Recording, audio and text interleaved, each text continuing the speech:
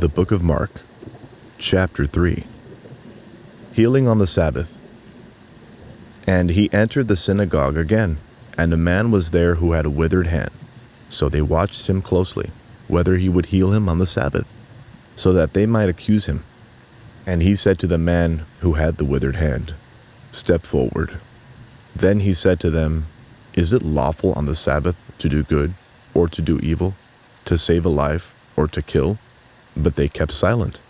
And when he had looked around them with anger, being grieved by the hardness of their hearts, he said to the man, "Stretch out your hand." And he stretched it out, and his hand was restored as whole as the other. Then the Pharisees went out and immediately plotted the Herodians against him, how they might destroy him. A great multitude follows Jesus.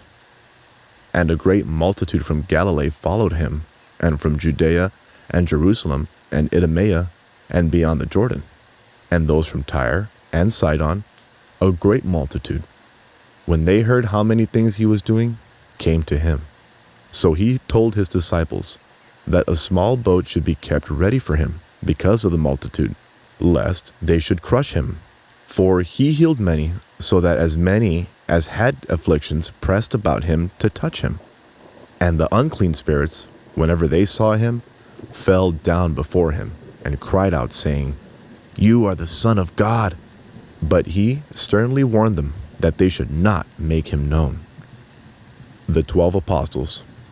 And he went up on the mountain and called to him those he himself wanted, and they came to him. Then he appointed 12, that they might be with him, and that he might send out to preach, and to have power to heal sickness, and to cast out demons. Simon, to whom he gave the name Peter, James, the son of Zebedee, and John, the brother of James, to whom he gave the name Boanerges, that is, sons of thunder, Andrew, Philip, Bartholomew, Matthew, Thomas, James the son of Alphaeus, Thaddeus, Simon the Canaanite, and Judas Iscariot, who also betrayed him. And they went into a house. A house divided cannot stand. Then the multitude came together again, so that they could not so much as eat bread.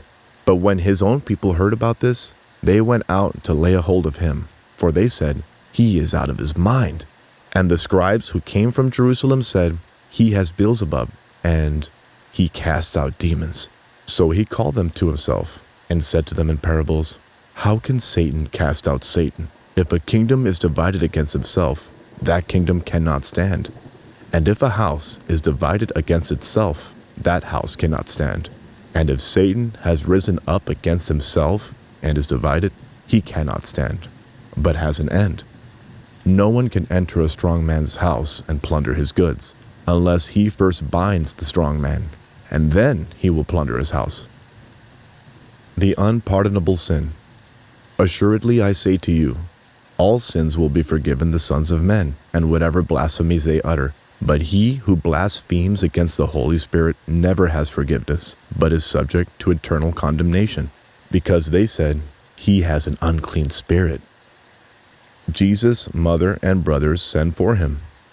Then his brothers and his mother came, and standing outside they went to him, calling him. And a multitude was sitting around him, and they said to him, "Look, your mother and your brothers are outside seeking you." But he answered them, saying, "Who is my mother or my brothers?"